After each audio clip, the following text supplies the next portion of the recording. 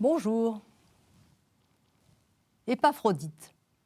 Quel nom étrange. Un nom grec pourtant assez répandu dans l'Empire romain qui signifie aimable. Ce chrétien de Philippe est un collaborateur que Paul apprécie. Il ne faut pas le confondre avec Épaphras, un autre collaborateur de Paul qui rayonne autour de Colosse.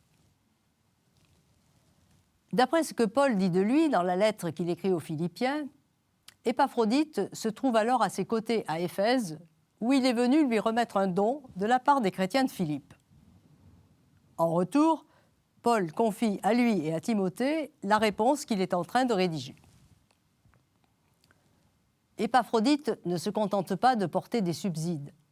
Il doit rester auprès de Paul jusqu'à ce que celui-ci ait vu clair dans ses affaires. À quoi Paul fait-il allusion? À sa situation en prison ou bien à la situation des chrétiens? Nous ne savons pas. L'apôtre est plus prolixe sur cet homme de confiance que sur ses affaires. Il met en avant le courage de son compagnon de combat, comme il l'appelle. Lui qui n'a pas hésité à s'exposer pour sa foi. Je cite, « C'est pour l'œuvre du Christ qu'il a failli mourir, ayant risqué sa vie pour vous suppléer dans le service que vous ne pouviez me rendre vous-même. » De plus, il a été malade et bien près de la mort. Mais Dieu a eu pitié de lui, et pas seulement de lui, mais aussi bien de moi, m'épargnant d'avoir chagrin sur chagrin. Fin de citation.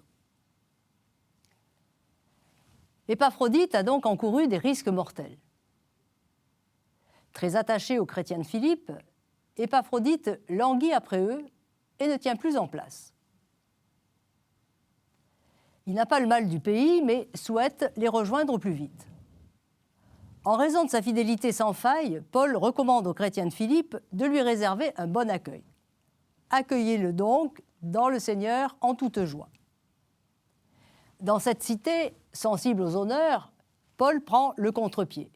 Il demande aux Philippiens d'accueillir Épaphrodite avec joie, simplicité et respect, sans céder à la vanité de ceux qui ne recherchent que les honneurs, très en vogue dans cette colonie de vétérans romains. Paul invite à tenir en grande estime des gens tels qu'Épaphrodite, sorte de chevalier sans peur et sans reproche avant l'heure. Il a fait la même recommandation pour Phébé dans la lettre aux Romains.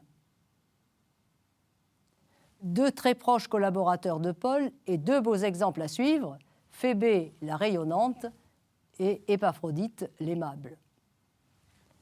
À bientôt.